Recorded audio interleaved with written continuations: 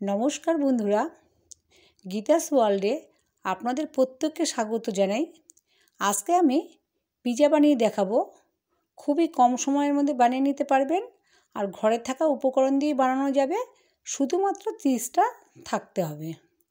এখানে আমি 200 গ্রাম ময়দা নিয়েছি, তার মধ্যে সামান্য নুন আর চিনি দিলাম আর বেকিং সোডা দিয়েছি।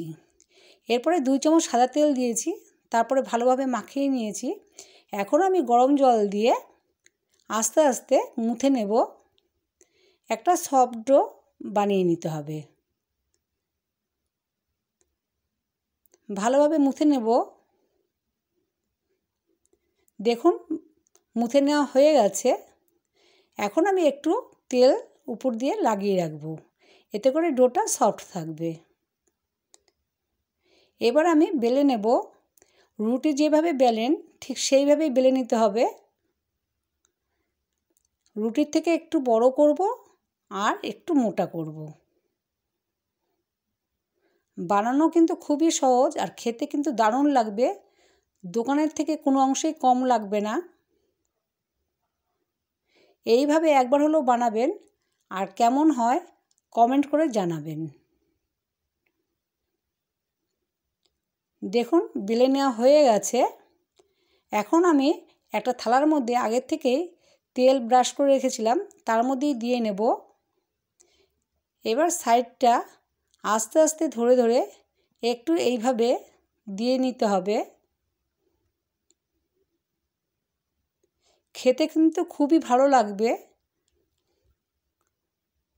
এবার আমি একটা কাঁটা চামচ দিয়ে এইভাবে ছিদ্র করে নেব। এতে করে পিৎজাটা ভালোভাবে কুক হবে, খেতে কিন্তু ভালো লাগবে। এখন আমি এখানে টমেটো সস দিলাম। আপনারা এখানে পিৎজা সস দিয়ে নেবেন। আমার কাছে এখন নেই বলে আমি টমেটো সস দিয়েই বানাচ্ছি। এতে করেও কিন্তু খেতে খারাপ লাগবে না, ভালোই লাগবে। চারিধারটা ঠিক এইভাবে সস দিয়ে লাগিয়ে নিলাম। এখন আমি আমুলের যে চিজ থাকে সেটাই ছোট ছোট করে কেটে নিয়েছি, সেটাই সুন্দরভাবে সাজিয়ে দিচ্ছি।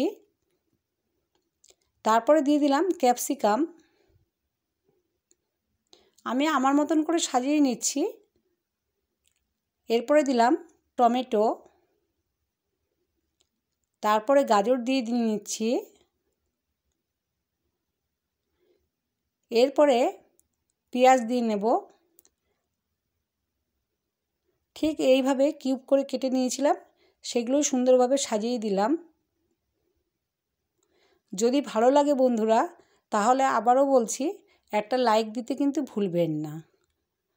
আর যারা আমার চ্যানেলে নতুন সেই সকল বন্ধুদের বলছি সাবস্ক্রাইব করে দেবেন। এরপরে আমি আবার চিজ উপর দিয়ে দিলাম। এতে করে দেখতেও ভালো লাগবে, খেতেও ভালো লাগবে। আর কাঁচা লঙ্কা দিয়েছি ছোটো ছোটো করে কেটে, আর চিলি ফ্লেক্স দিয়েছি। এবার আমি ঢাকা দিয়ে নিলাম। 20 মিনিটের মতন আমি কুক করে নিয়েছি। দেখুন পিৎজা পুরো রেডি।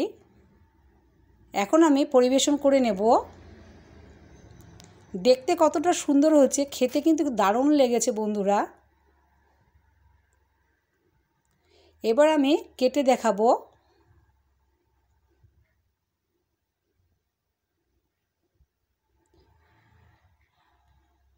আমি আমার মতন করে কেটে নিলাম।